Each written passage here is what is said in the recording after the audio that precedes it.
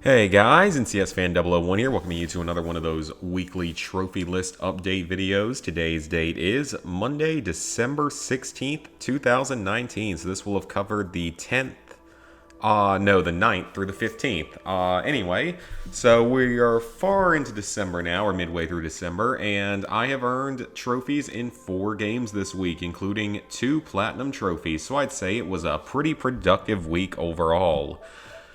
So first off, as an additional note, Destiny 2, continuing to work on it, as always, slowing down on it a lot because all there's really left to do now each week is just to do the Nightfall Strike and the Heroic Adventure until I can get some stuff done in all of those and, slowly continuing to work on like the collections badges and stuff, or the destinations badges.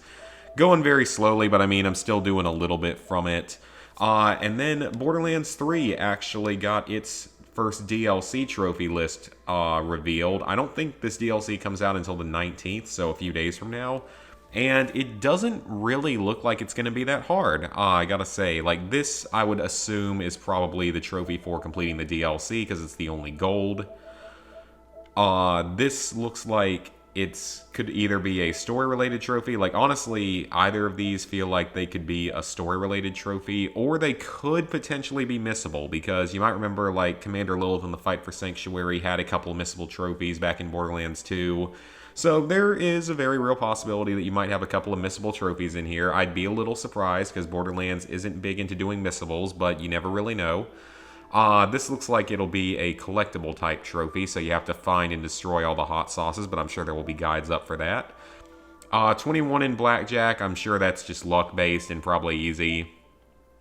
This one again looks like it could be a potentially missable one. You have to go back and re-talk to a certain character.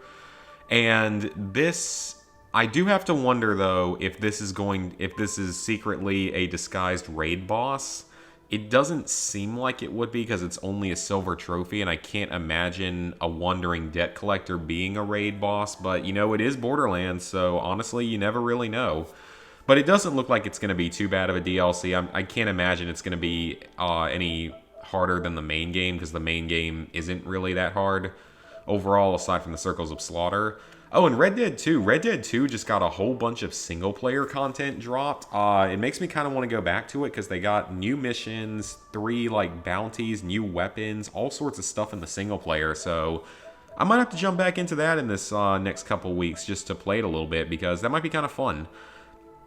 So in terms of the games that I actually made trophy progress on, our first one was Persian Knights Sands of Wonders. I did it last Monday, and I got the Platinum Trophy. This is a typical Artifacts Monday game. This is one of the Artifacts Monday games tend to fall into one of 2 categories: long trophy list and short trophy list. This one falls into the long trophy list category, because as you can see, there are a lot of story-related trophies in this game. Everything through that trophy is story-related, so about half the list.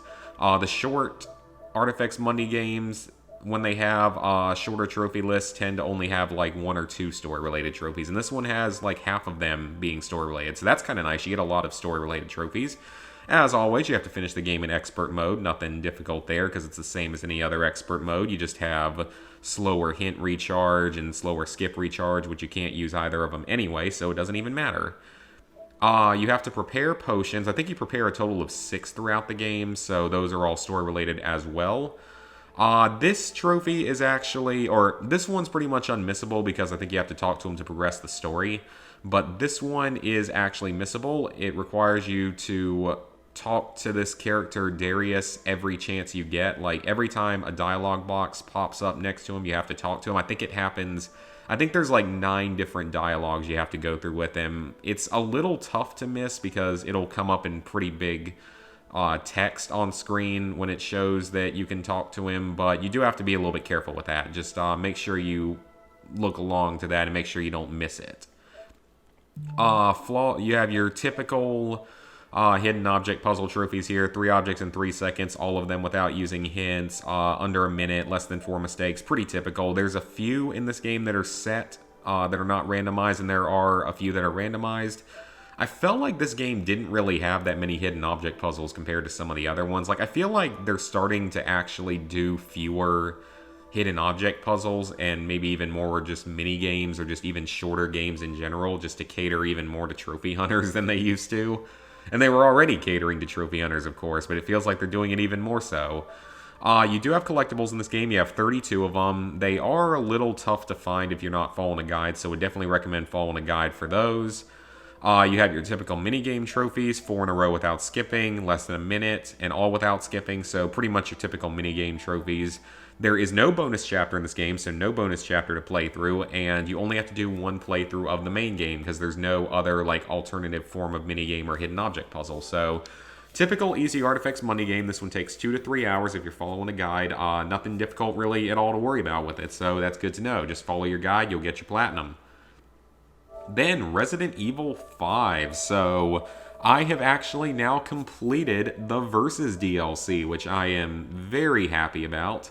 So I had completed this one previously, the Slayers mode previously, but I think I finished Survivors before this most previous video as well, but I finished off both the team trophies. We did it in 2 days. The Team Slayers, that one only takes, 90 minutes or 2 hours maybe. So we didn't have any problem finishing that. And then we went into Team Survivors. That one took the rest of this session and this session. So it took a while because, it takes a while to grind out 30 wins just because that's quite a few at 5 minutes apiece. It takes a while, but it's not difficult as long as you boost it. So got that done. And then, of course, the 40 defeated combo in Team Slayers. That took a few more tries than I expected it to, but it still wasn't too difficult. That is still probably the hardest trophy in the DLC. It takes a little bit of luck as to where the enemies spawn at, but we eventually got it after a few tries. And then the 80,000 points in Team Survivors, that's very easy. Obviously, earned that without really any real trouble. Got that on like the very first game of it. And then the 100 physical attacks in Versus, got through that. That one is pretty easy. You just grind it out in Survivors is the best place to do it. Survivors or Team Survivors. And unlock all selectable characters. You'll get lots of extra points by playing this online mode. You should get enough to purchase all of the Versus characters. So not too bad. Yeah, that's it. Finish the Versus DLC. It's completely done on both consoles. One trophy left. Run the Gauntlet. The hardest trophy in the game. Not looking forward to that. Because Desperate Escape is hard enough. It's already probably the hardest level in the game, along with probably Chapter 2, 3, then the Desu boss fight, and maybe 1 or 2 other little areas, but this is one of the hardest trophies in the game overall, so not looking forward to that. Probably going to go try to find a partner for this one, because I don't really think I want to try to do this one solo, because the PS3 version of the game's harder. But I will eventually get done with this. This one is a little bit less of a necessity just because it's not technically online. You can technically do it in split screen or solo with an AI partner if you so desire or have to. But I would rather have an actual, online partner to do it with that can hopefully make it easier. Maybe someone that knows the game better than I do. So we'll have to see about that. But, almost done with that game. And that'll be another Resident Evil game completely done. Because after that, I will be done with Resident Evil HD, Resident Evil 4, both versions, Resident Evil 5, both versions, and the Platinum for Resident Evil 7. Nearly the 100% on that, but not quite yet. I'll go back to that eventually, though, because it's all single player, so I'm not as worried about it. I'll just do it whenever I feel like it. Still have to do Resident Evil 2, which actually just got a random little DLC. It's a completely just random little piece of DLC. It's just one collectible you have to go back and find. So that's kind of funny, actually, that they would put that into the game, but I guess I'm glad that I still haven't actually picked the game up yet, because now I can get that trophy on my first playthrough of it, which is great. So that trophy will be easy to get on that game, but I know that the base game isn't that hard anymore because you can buy the DLC equipment, and that the DLC level is actually pretty tough from what I've heard.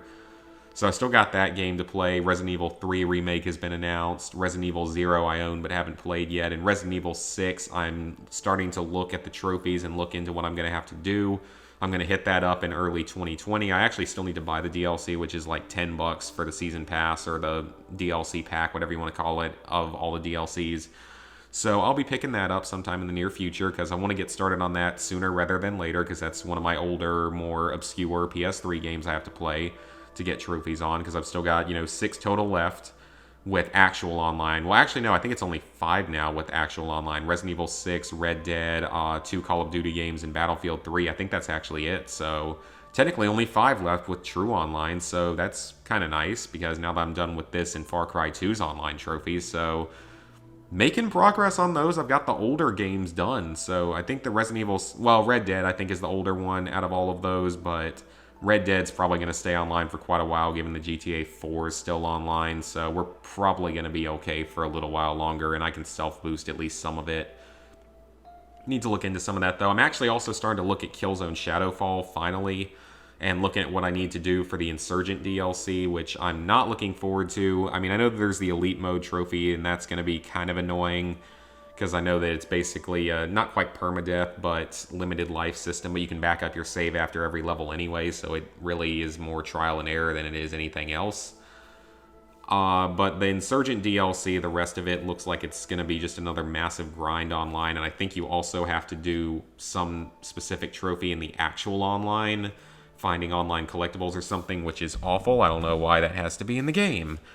But that's what I'm starting to look into. Intercept is pretty easy as long as you can find people to do it with. It's not too horribly time-consuming, but I definitely want to do that because I own that and the standalone. Definitely want to get it done. Neon Junctions. This is a Ratalaika Platinum. This is a pretty easy one, as with most Ratalaika games. It's a puzzle with slight platforming elements type of game, but it's pretty easy overall, and it takes a little more than an hour. Like, it took me about an hour and 20 minutes, but I don't think I was playing that whole time. To get the Platinum, you have to complete all 35 levels of the game, so it's only 35 levels, and a lot of them are pretty short. A few of them are a little more challenging, like, you can solve a majority of them without a guide, but a few of them you will absolutely probably want to have a guide for. You probably want to have a guide for all of them anyway because it makes life easier, but it's not necessary for a majority of the levels. You can kind of work them out yourself because it's all about placing blocks to finish conduits and as well as to platform on sometimes. So that's how it is, and you're trying to reach an end goal in every level, just like reach the end point of it. You have to spend 3 minutes to complete one level, which you can do on any level. If you don't get this through natural progression, just load up any level and wait for the trophy to pop before completing the level. Finish a level in under 10 seconds. Seemed like it would be really difficult, but you can actually do it on level 35, the final level, because all you have to do there is sprint forward to the end.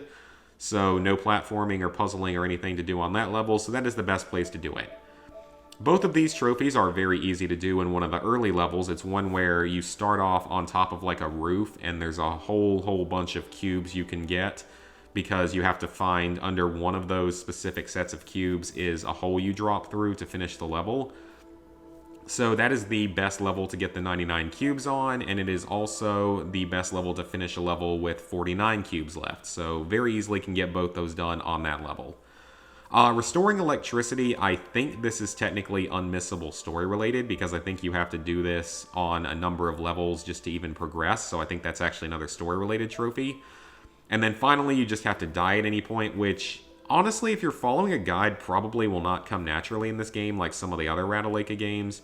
So you might actually have to go out of your way to get that one. If you don't get it by the end of the game, you just jump off the level in any case, but it's still, you know, slightly more out there. You might not actually get it. And finally, the last game I've worked on this week, Minecraft PlayStation 4 Edition, because as expected, it finally got more DLC. Now, this DLC took a while to come out because the last ones came out in June, right around June 3rd of 2019, and these came out at the very beginning of December. So it's been about 6 months instead of the typical 3 to 4 months.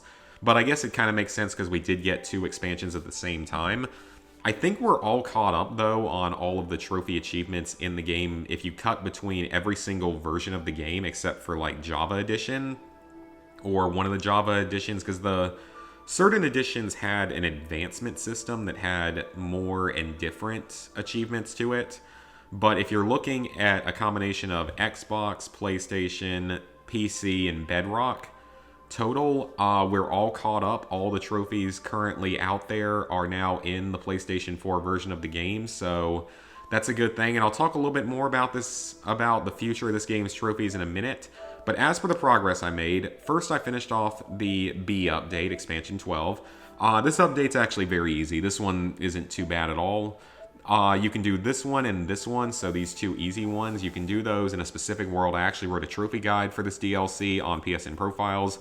You can do both of these trophies in a specific world that's listed there. You can really do them on any world with bees on them, because you just need to make a campfire, make a glass bottle, and use that to collect the honey from the beehive. And then this one, you need 4 bottles of honey to be able to create a honey block to break your fall. So those two trophies are very easy. The Suspicious Stew is also very easy, and especially now that in the Bedrock Edition, you can actually, when you go to the little arrow next to the seed input, like if you want to input a specific seed, you can actually click the arrow next to it and it'll drop down and give you options for what kind of a world you want. And you can select a mushroom island world, which will give you access to the mushrooms as well as the wood, and there's flowers nearby as well. You do need a second player for this, either a second controller or another human player. It doesn't actually matter. Just either way, that one is technically a multiplayer trophy. I can't tell what the Suspicious Stew actually did. I don't think it really had a negative effect on my character. And then this trophy is the most time consuming of the DLC, but it's not unreasonable. As long as you already have like a decently played world in this game, then you can probably get this one. Just import any world, any like decently completed world into Bedrock mode.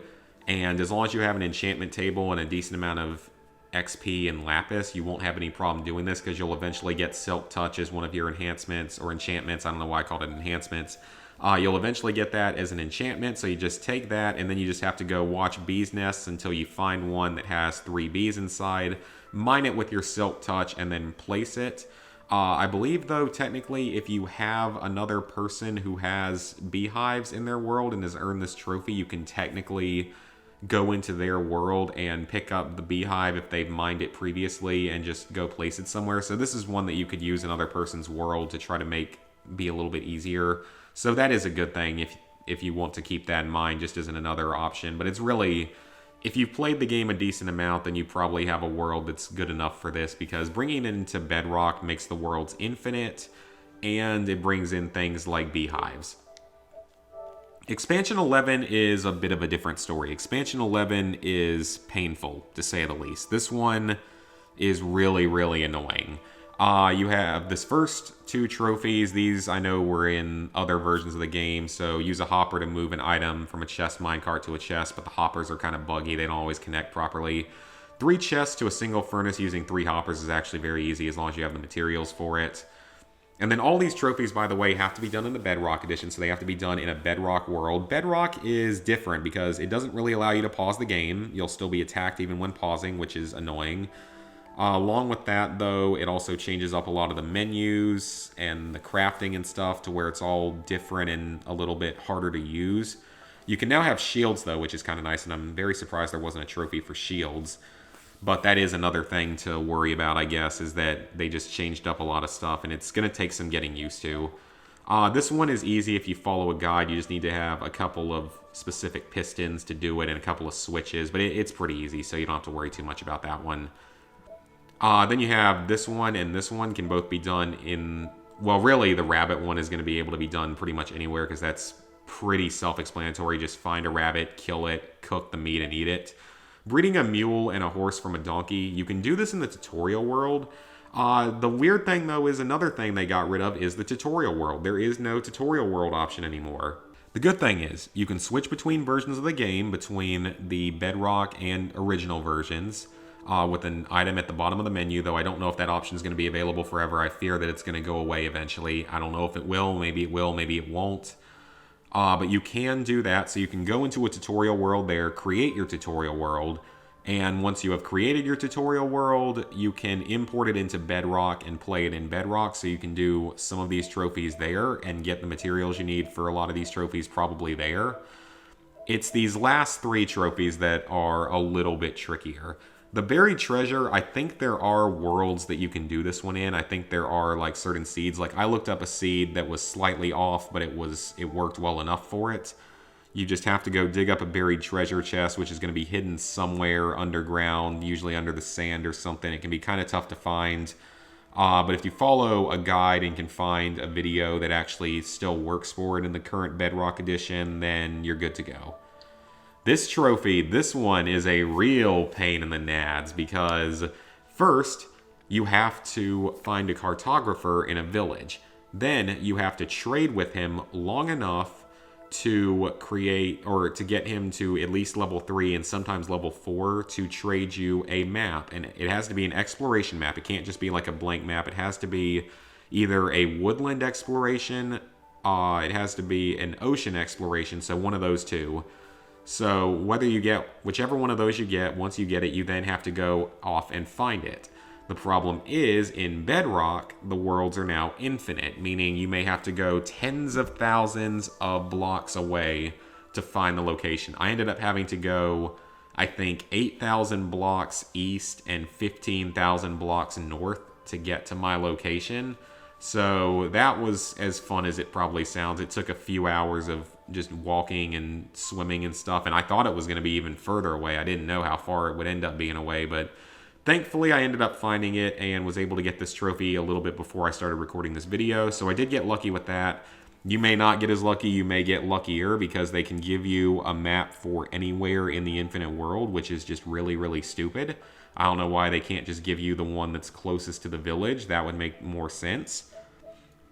And then I still have this trophy, but the good thing is you can actually not really even exploit, but this trophy carries over between all your different worlds as of the Bedrock update. Like, any world that you do in Bedrock, it carries over between all of them, meaning that, yes, it's going to take a while regardless, but there is technically a way you can exploit this, because now you can you can make any world in Bedrock, one that, you know, you're near a big farm or something, or have a big village you can work with, and then just make lots and lots of copies of the world. Like, just keep, you know, you copy the world once, then go into the world, do a few trades, whether that's, 10, 20 emeralds total, back out of the world, delete the copy of it, and then copy the original world again, and then just rinse and repeat that process until you reach 1,000.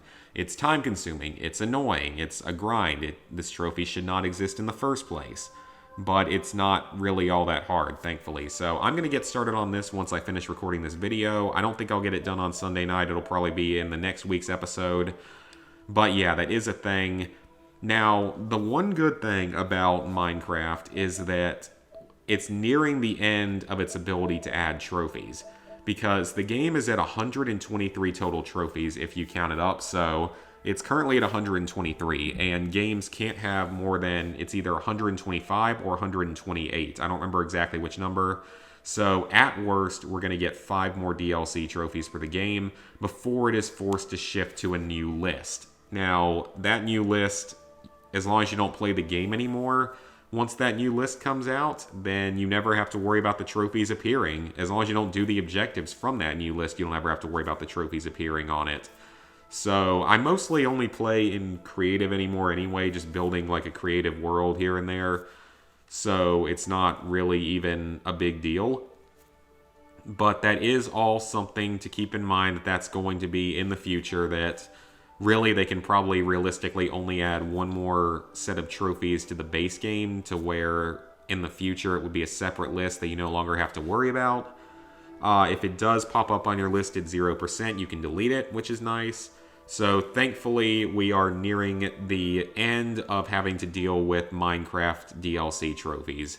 So that's a really good thing for those who are not so inclined to continue playing the game. I mean, I like Minecraft. I've talked about it before. I like Minecraft. I didn't mind some of the DLC trophies, but some of them were just so obnoxious, like the Shulker 50 levitation Shulker block one was just awful, and there were a few other just awful ones. The Sail the Seven Seas one was terrible. So there are some pretty annoying trophies out there, but thankfully it's slowly coming to an end. I expect that we will get at least one more update for the main game before we end up shifting over to a whole nother list.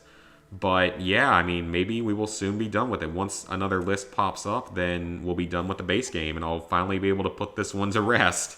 So that's actually kind of nice to know that it's nearing the end of that. I mean, Minecraft's obviously not nearing an end. It'll keep going for a long time, but, you know, it's one positive to look forward to.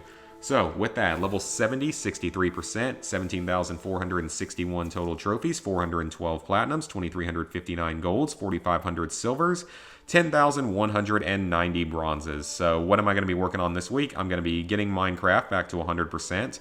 I think I might have found someone to play that Discovery game down there below the trophy icon with. So, hopefully, if I do end up having a partner for that, I can get the multiplayer trophy for that and do that 100% all in like an hour. Because it's very easy, but it does require another player for one trophy for some stupid reason. Otherwise, I'm not going to be playing Borderlands 3 for any new trophies yet, but I am actually playing through the game again as another character, because I want to go ahead and get different character builds available for the future, just in case certain ones end up being better for certain DLCs. I'd kind of rather have that just for the future. So I'm currently working on a second playthrough of Borderlands 3. This time as the Siren. I've already played as Mose, so now I'm working on the Siren, then I'll work on the other two characters at some later point. So that's just as an extra thing. But otherwise, I'm not really planning on anything specific this week. I don't know when I'm going to go back to finish Resident Evil 5, but I do want to get started on Killzone Shadowfall again and start on that Insurgent DLC and maybe the Intercept DLC. We'll have to see about that, though. And I might even jump back into Red Dead 2 and play it a little bit more, like I said, because I mean, they added in new single-player content, which is something that people wanted, was more single-player content. So, otherwise, though, scheduled this coming week. Obviously, I have finally released the Platinums number 301 through 400. It came out on Sunday. Finally got around to finishing that. It was nearly 2 hours long, but it was good work, and it was fun to record, and it's up now, so you guys can go watch and hopefully enjoy that. Otherwise, though, you know, Monday, Tuesday will be normal. Wednesday will probably be a stream of some kind. I don't know what it'll be. Because the problem is, for these Wednesday streams that are supposed to be trophy-focused, I just don't really know what to play on those days at this time. I'm kind of in a rut of what to play on, like, PS4 I don't really have any new games or anything at the moment that I want to play for it, because it's supposed to be a trophy stream day, but I don't always have anything good to play for it. Half the time I just end up going back and playing Destiny 2, which I'm getting a little bit burned out on that. So, I mean, I'll find something to play as long as I can end up streaming that day. We'll figure it out. But I don't know what it'll be. I don't know what I'll be working on. Who knows? I might even go back and stream some Red Dead 2 that day or GTA 5 that day or something. We'll have to see. Whatever I end up doing, that'll be a future thing. And then this coming weekend, I'm going to be leaving to go home for Christmas on Friday afternoon, and I won't be back until the Sunday after Christmas. So my streaming schedule is going to be off for that time period. I don't know exactly which days I'm going to be streaming and when, and if there will be drunk streams or not. At least one point during that time period, though, like around Christmas, I will be doing a stream with Lizard Guy, one or two of them. And those will be hilarious, hopefully hilarious drunk streams. So definitely very excited for that. Can't wait to do that again, because last time we streamed together, we went for like 6 hours of just random multiplayer games, and it was awesome. Highly encouraged checking out that stream from like almost a year ago. So yeah, that's what we're going to look forward to in the upcoming weeks. So these next 2 weeks, the stream schedule is going to be weird, and even the upload schedule is going to be weird, because I mean, it's Christmas, so got other important things to do with that. And then, I mean, college football is basically over now, aside from bowl games, so there's not going to be a lot of that anymore. And once that season's fully over, then my schedule can really go back probably closer to what it was when I was in Cincinnati, of streaming Wednesday, Friday, Saturday, especially if I start getting some other games in that I want to play on Wednesdays. So we'll have to see. But whatever ends up happening, that's sort of how these next couple weeks are going to be looking. Hope you guys enjoyed the video, and see you for the next one.